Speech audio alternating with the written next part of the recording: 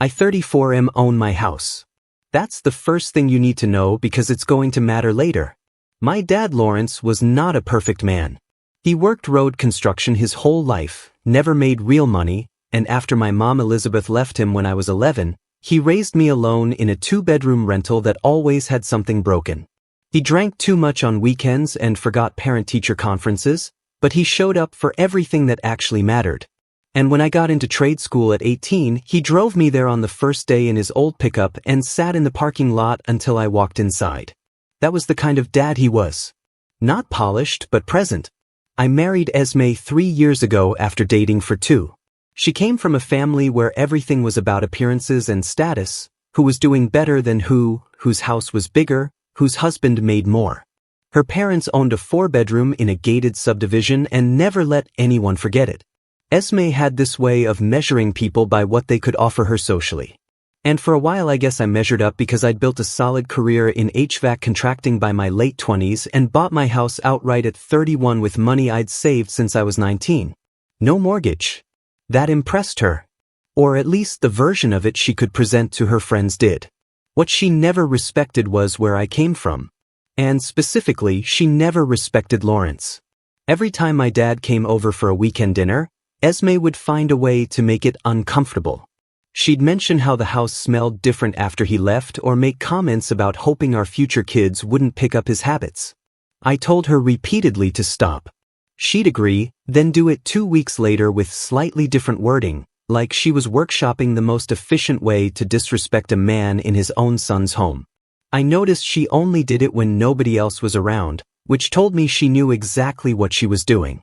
Lawrence got sick in March last year, lung issues from years of dust and road work. He was in and out of the hospital for 5 months and I was the only one visiting because Elizabeth had remarried and moved states years ago and my dad had no siblings. During those 5 months Esme came to the hospital exactly twice. Both times spending most of the visit on her phone in the hallway. When I asked why she wouldn't sit with him, she told me hospitals were depressing and that I was being unfair expecting her to give up her evenings for someone who wasn't going to get better anyway. He passed on a Thursday in August. I took 3 days off to handle everything alone because Esme said she was too emotionally drained from her schedule to attend. She literally cited her spin class. I didn't argue. Part of me was relieved she wouldn't be there to make it about herself. The funeral was small, just me, 2 of Lawrence's old coworkers, and a neighbor who'd known him 20 years. I paid for all of it and drove home Saturday evening with a plastic bag of his personal effects. The only thing worth keeping was his watch, a basic automatic he'd worn every day for as long as I could remember. Not expensive, just his. I sat at the kitchen table with the watch. Esme walked in, saw it, and started going on about how Lawrence was never that great of a father and maybe now I'd stop using him as an excuse for being weak, her exact word. Then she picked the watch off the table, walked to the trash can and dropped it in on top of coffee grounds and eggshells, told me to grow up. I pulled the watch out, wiped it off with a paper towel, and said absolutely nothing. And sitting right there with wet coffee grounds on my fingers, I made a decision about this marriage that Esme still doesn't know about. Before Esme, I was married to Caitlin. We married young. I was 23 and she was 22, and it lasted roughly 2 years before she left. The reason Caitlin left is directly connected to why Esme thinks she can treat me this way. When Caitlin and I split, she told everyone, her family, our mutual friends, even my mother Elizabeth, that I was controlling and emotionally unavailable. What actually happened was she'd been seeing a guy named Justin for about 4 months before she filed. I found out because she left her phone unlocked on our bed one morning while she was showering, and I saw a WhatsApp thread with his name that went back weeks. The preview messages alone told me everything I needed to know. I never confronted her about Justin directly. She filed, I agreed, and because we had no kids and no shared property, it was clean legally. But socially, she destroyed me. Her version of events became the accepted truth in our entire circle, and it followed me for years. That reputation is exactly why Esme treats me the way she does. She heard Caitlin's version early in our relationship through mutual acquaintances and decided I was someone she could manage, someone who wouldn't push back because he'd already been labeled as the passive one in a failed marriage. She thinks that's my personality. She's wrong. I was waiting until acting on it would actually count for something. Now about why Caitlin showed up at my door this past Saturday at 7 a.m., soaking wet in a bathrobe, screaming that I took everything from her. I hadn't spoken to Caitlin in almost 6 years. She shouldn't have known my address, but there she was on my porch. And what she was screaming about had nothing to do with our old marriage. It had everything to do with something I set in motion 2 months ago that connects Caitlin, Esme, and Justin in a way none of them saw coming. I need to lay that out properly, so I'll update soon. Esme skipped this man's father's funeral for a spin class. A spin class, like she had some kind of non-refundable reservation with a stationary bicycle that was more important than standing next to her husband on the worst day of his life. And then she walked into that kitchen, saw the one thing he had left of his dad, a watch that probably still smelled like road dust and hard work, and she put it in the garbage like it was junk mail. That tells you everything about how she saw this man and his entire bloodline, disposable. And this guy just quietly wiped off the coffee grounds and said nothing. Everybody in her life read that silence as weakness. They were reading the wrong book. Update 1. Alright, so a lot of people are asking about the Caitlin connection and what I set in motion. So, let me lay this out properly because it's not simple and I need you to understand how all these people are tangled together before the rest of it makes sense. After Caitlin and I divorced when I was 25, I basically rebuilt everything from zero. My reputation in our social circle was done because her version of events had spread everywhere, and I mean everywhere. People I'd known since high school were giving me weird looks at the grocery store. Elizabeth, my own mother, had more or less taken Caitlin's side without saying it out loud, which meant holidays became these stiff, uncomfortable dinners where nobody mentioned my divorce, but everybody was clearly thinking about it. The only person who never treated me differently was Lawrence. He told me once while we were replacing a faucet in his rental that the truth doesn't need a marketing campaign, it just needs time. That stuck with me. So, I put my head down. I got my HVAC certifications, started working for a company, then went independent at 28. By 30, I was pulling in more than I'd ever expected and I bought my house at 31. During that whole stretch, I kept tabs on Caitlin. Not in a stalker way, but through the normal social media osmosis that happens when you share a hometown with your ex-wife. I knew she'd stayed with Justin. I knew they'd moved in together. And I knew, because a mutual acquaintance named Marcus mentioned it casually at a hardware store one afternoon, that Justin and Caitlin had been renting a house that Justin's older brother owned. This detail is important later. When I met Esme, I was 30 and she was 28. She was attractive, confident, came from a family with money, and she seemed interested in me specifically because I'd done well for myself without any help. What I didn't realize until much later was that she'd already heard Caitlin's version of me through a woman they both knew from a gym they attended. Esme never told me this directly.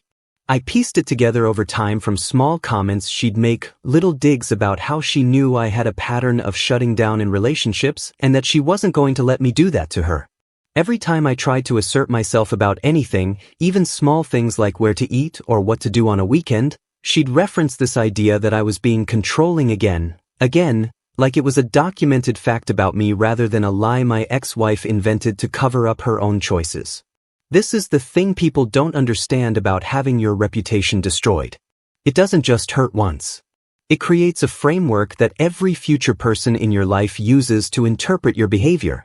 Esme didn't invent her contempt for me out of nowhere. Caitlin built the blueprint and Esme just moved right into it. Now here's where Justin comes back in. About 8 months ago, before Lawrence got sick, I was doing an HVAC service call at a property management office on the east side of town. While I was working on their system, I got talking to the office manager and she mentioned they handled rental properties in several neighborhoods, including the one where Caitlin and Justin lived. I didn't press for details, but I filed it away. 2 weeks later, I drove through that neighborhood on my way back from a job and saw the house.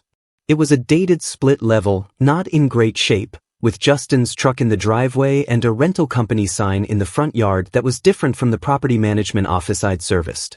That told me something had changed with their rental situation, that maybe the arrangement with Justin's brother wasn't in play anymore.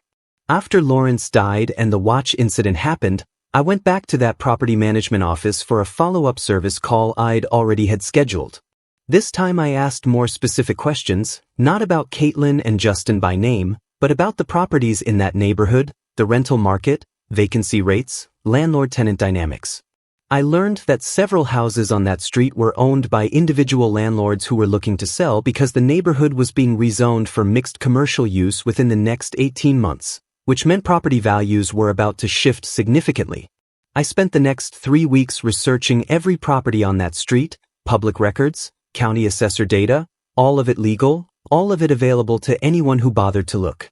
What I found was that the house Caitlin and Justin were renting had been sold 4 months prior by Justin's brother to a small local investor who now wanted to offload it along with 2 other properties on the same block. The investor was asking below market because he wanted a fast sale before rezoning. Uncertainty made buyers nervous. I bought all 3 properties cash, used most of what I had left in savings plus a line of credit against my own house. It was a risk, I won't pretend otherwise, but I'd been sitting on that savings for 3 years with no purpose beyond security, and suddenly I had a very specific purpose. The thing about being a landlord is that you have legal obligations, but you also have legal rights. I didn't buy those properties to be cruel. I bought them to have a position. When you've spent 6 years watching people destroy your reputation and disrespect everything you come from while you do nothing, having a position matters more than money. Caitlin and Justin didn't know their new landlord was me. The property management company handled all tenant communications and I was listed through my business entity, not my personal name. Their lease was month to month since the previous sale, which I confirmed through the management company's records before I bought. This is all standard real estate information that any buyer gets during a transaction. I sat on this for 2 months. Didn't do anything with it. Just knew I had it. Then, Esme threw my father's watch in the trash the same week I started divorce proceedings against Esme. I also had my property management company send a standard notice to all tenants in my 3 new properties that the units would be undergoing inspection and that a month-to-month leases would be transitioning to new terms under the new ownership. This is completely normal when properties change hands. Nothing unusual about it. What I didn't expect was how fast Caitlin would figure out it was me. And that is why she showed up at my house in a bathrobe on Saturday morning screaming that I took everything. But how she found out and what happened when Esme walked downstairs to see my ex-wife on our porch, that's the next update because I need to explain what Justin did when he found out. And that part is where everything started going sideways in ways I genuinely did not plan for. This man played chess for 6 years while everyone around him thought he was playing checkers. And Lawrence, man, the truth doesn't need a marketing campaign, it just needs time. That's a guy who poured concrete for a living dropping philosophy that professors couldn't write. He raised a son who learned how to be patient the way most people never do, which is through pain, through being misunderstood, through watching the people who wronged you sleep peacefully while you're wide awake. And now this guy's sitting on 3 properties in a rezoning corridor while his ex-wife's boyfriend is literally paying him rent. The universe has a sense of humor sometimes. You just got to wait long enough for the punchline. Update 2. Okay, so I left off with Caitlin on my porch. Let me explain how she figured out it was me and what happened after, because this is where multiple situations collided at the same time and I was suddenly dealing with 3 separate confrontations within about 72 hours. Caitlin found out I was her new landlord because of Justin's brother. When Justin's brother sold the house, he apparently told Justin the buyer's business entity name and Justin, who is not stupid, looked it up. My business entity is registered under my full legal name because I never had a reason to hide it. I set it up years ago for my HVAC work and used the same entity to purchase the rental properties. Justin found my name in the state business registry, told Caitlin, and apparently they spent about a week arguing about what to do before Caitlin decided the best move was to come to my house and scream at me about it on a Saturday morning. The reason she showed up in a bathrobe with wet hair, which I know sounds ridiculous, but this is literally what happened, is that Justin told her about it that morning, not a week before. He sat on the information for a week trying to figure out a plan and only told Caitlin that Saturday when she pressured him about why he'd been acting distant. He told her over breakfast and she apparently got up from the table, got in her car still in her bathrobe, and drove straight to my house. She'd gotten my address from the same business registry filing because my registered agent address is my home address. So yeah, public information, no mystery there. Caitlin was on my porch screaming that I'd bought their house just to mess with them, that I was vindictive and obsessive, and that this proved everything she'd ever said about me being controlling. She was going on about how they'd built a life in that house, how Justin had put up a fence and fixed the patio, and how I had no right to insert myself back into her life after 6 years. She kept circling back to this idea that I was proving her version of events right, that this was exactly the kind of obsessive behavior she'd warned people about. I stood on the porch and let her go for about 2 minutes. Then I told her very calmly that I was a real estate investor who purchased 3 properties on a street that was being rezoned, and that her tenancy in one of those properties was a coincidence of geography, not a personal vendetta. I told her that every notice she'd received was standard and legal, that our month-to-month lease entitled her to exactly the protections outlined in state tenant law, and that if she had concerns, she should contact the property management company. She did not like that answer. She started bringing up our marriage, saying I was always like this, always holding things in and then retaliating when people least expected it. She said Justin had warned her I'd do something like this eventually. And that's when I asked her, still calm, why Justin would warn her about me unless Justin knew he'd done something that warranted retaliation. She didn't have an answer for that. She just kept repeating that I was proving her right. This is the moment Esme came downstairs. She'd been asleep when Caitlin arrived, and the noise on the porch woke her up. Esme opened the front door, saw a woman she'd never met screaming on her porch, and immediately wanted to know who she was and what was happening. Before I could say anything, Caitlin turned to Esme and told her she was my ex-wife and that I was harassing her and Justin by buying their rental house. Esme looked at me and asked if that was true. And I told her yes, I'd bought several rental properties as investments. Esme's reaction was not what Caitlin expected. Esme didn't care about Caitlin's problems. What Esme cared about was that I'd spent a significant amount of money on real estate purchases without telling her. So now I had Caitlin on the porch upset about the rental situation and Esme in the doorway upset about the money. And here's the thing. Esme's anger about the money is what opened up the next part of this, because when she started demanding to know how much I'd spent and where the money came from, I told her the truth. I told her I used my savings and a line of credit against my house. My house. The house that's in my name, that I bought before we married, that she has no legal claim to. And I told her that I was also filing for divorce and that she'd be receiving papers through my attorney within the week. Esme went from angry to frantic in about 10 seconds. She started arguing that the house was marital property because she'd lived there for 3 years, that she'd contributed by keeping the household running, that I couldn't just make unilateral financial decisions and then throw her out. I told her I hadn't thrown her out yet and that she should consult her own attorney about her actual rights because her understanding of the law was wrong. Caitlin was still standing on the porch during all of this, watching my marriage fall apart in real time, and she actually stopped yelling because I think she realized the situation was bigger than her rental problem. Caitlin left after about 5 more minutes.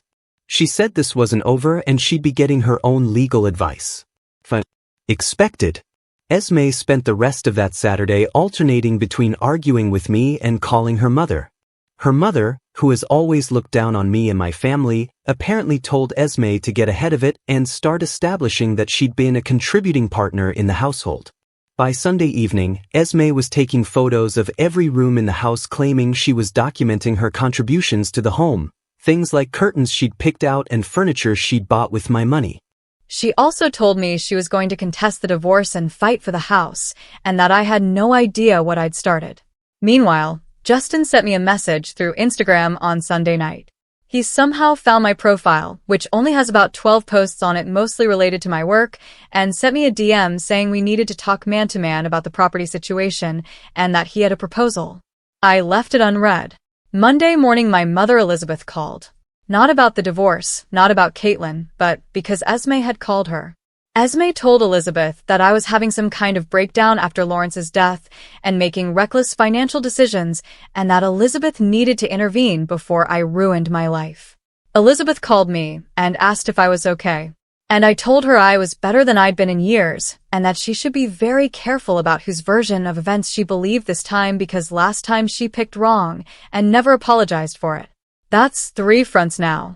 Caitlin and Justin fighting me on the rental properties, Esme fighting me on the divorce and the house, and Elizabeth caught in the middle trying to figure out whose side to take again after failing to pick the right one 6 years ago. And all of this happened before Justin's proposal, which I found out about on Wednesday through a way I absolutely did not expect, and which changed what I was going to do with those properties entirely. The way he told Elizabeth, "Be very careful about whose version of events you believe this time." That line has 6 years of unopened luggage behind it. 6 years of watching his own mother's side with the woman who cheated on him because it was the easier story to believe. And now she's getting the same phone call from a different woman telling her the same script. Your son is crazy. Your son is out of control. And she has to sit there knowing she fell for it once already. That's not just a warning. That's a mirror he held up to her face, and she saw exactly who she was in it. Final update. Everything I'm about to describe happened within about 10 days after my last post. I mentioned Justin sent me an Instagram DM saying he had a proposal and wanted to talk man-to-man. I left it on read.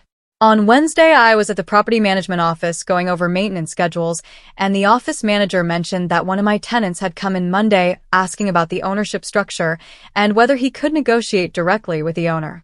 She said the guy was mid-30s, got agitated when she explained everything went through her office, and asked whether the owner was local. She didn't confirm my name, but said he already seemed to know. That was Justin. What changed things is what she said next. Justin had told her he and his partner were willing to buy the property, and he'd referenced the rezoning like he understood the area was going commercial. He wasn't just trying to keep his lease. He wanted to buy the house before values shifted and profit from the same opportunity I'd already positioned myself in through me without knowing he was negotiating with me. I went home and opened his DM. His proposal matched what the office manager described. He wanted to buy the house, said they had savings and family money, and that he'd rather deal directly with the owner. He actually used the word practical. The man who was in my wife's WhatsApp messages while she was still married to me wanted me to be practical. I responded. I told him I knew exactly who he was, that I'd known since before I bought the properties, and there was no deal. I told him the properties were investments I intended to hold through rezoning, and his month-to-month lease would be evaluated on a standard cycle. I told him if he wanted to buy a house, there were other options in town, but this one wasn't available. Then I said what I'd waited 6 years to say. I told him Caitlin left me because of him, that I knew about the WhatsApp messages, that I'd known since before the divorce, and that everything Caitlin told people about me being controlling was a cover story for what they did. I told him he built his relationship on a lie, and now he was standing in a house I owned asking me for a favor, and the answer was no. 2 days later, he sent a long message saying I was vindictive, that what happened was complicated, that holding anger for 6 years wasn't healthy, and that I was punishing Caitlin for moving on.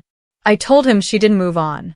She moved sideways into his bed while I was still in ours, and there's a difference. I told him I was managing investments, and if a standard legal lease felt like punishment, then maybe he should think about why. Meanwhile, as Mi's situation escalated, her mother showed up at my house Thursday to confront me. She told me I was throwing away a marriage over a dead man's watch, and that Lawrence would be embarrassed by my behavior. She said Esme sacrificed years of her life for me, and the least I owed her was the house. I told her the house was mine before Esme existed in my life, and that Esme's sacrifice consisted of insulting my dying father, skipping his funeral for spin class, and throwing his watch in the garbage. I told her that her daughter treated me like I was beneath her because Esme came from money, and I came from a man who worked roads, and that I owed Esme exactly what a court decided, which my attorney was confident would be very little. That night Esme tried a different approach. She sat at the kitchen table, the same one where she threw the watch, and tried to discuss reconciliation. Said she'd been wrong about Lawrence, that grief makes people say terrible things, and she'd do counseling. I asked her when she first decided Lawrence wasn't worth her time. She couldn't answer. Asked if she remembered what she said about him at the hospital. She said she didn't remember exactly. I told her I remembered every word, And the problem wasn't grief, making her say awful things. The problem was she meant all of them and only wanted to retract them now because the house was at stake. She left the room. Elizabeth called Friday crying. Esme had called her again, claiming I'd become a different person. I told Elizabeth I'd always been this person, but nobody looked past the version Caitlin invented. I told her 6 years ago she chose between believing her son and believing his ex-wife, and she picked the easier story because Lawrence wasn't respectable enough for Elizabeth to think his son deserved the benefit of the doubt. She said that wasn't fair. Divorce papers were served to Esme Monday. She refused to sign, but my attorney said that didn't matter. Caitlin and Justin received formal notice their lease would not be renewed at the end of the 60-day period, fully compliant with state law. They have to find somewhere else to live. And in this market with their income, that's going to be difficult. I'm writing this at my kitchen table wearing my dad's watch. The same table where Esme threw it in the trash and told me to grow up. The house is quiet because she moved to her mother's place. The watch still works. It never stopped. She didn't move on. She moved sideways into his bed while I was still in ours. That is a line that Justin is going to hear in his head every single time he rolls over in bed next to Caitlin for the rest of his life. Every single time. Because he knows it's true, and that's why he called it complicated. That's the word people use when they can't say wrong out loud, because it would cost them too much. And Esme's sitting at that kitchen table trying to negotiate her way back in. She didn't suddenly realize Lawrence mattered. She realized the house mattered. She ran every play in the book. Anger, her mother, documenting curtains, reconciliation, counseling, all of it aimed at the deed. None of it aimed at the man sitting across from her, and he saw through every single attempt because he'd been watching people perform sincerity at him for a decade. You're watching Hidden Lies, where secrets don't stay buried. This story will make you question everything. Stay till the end.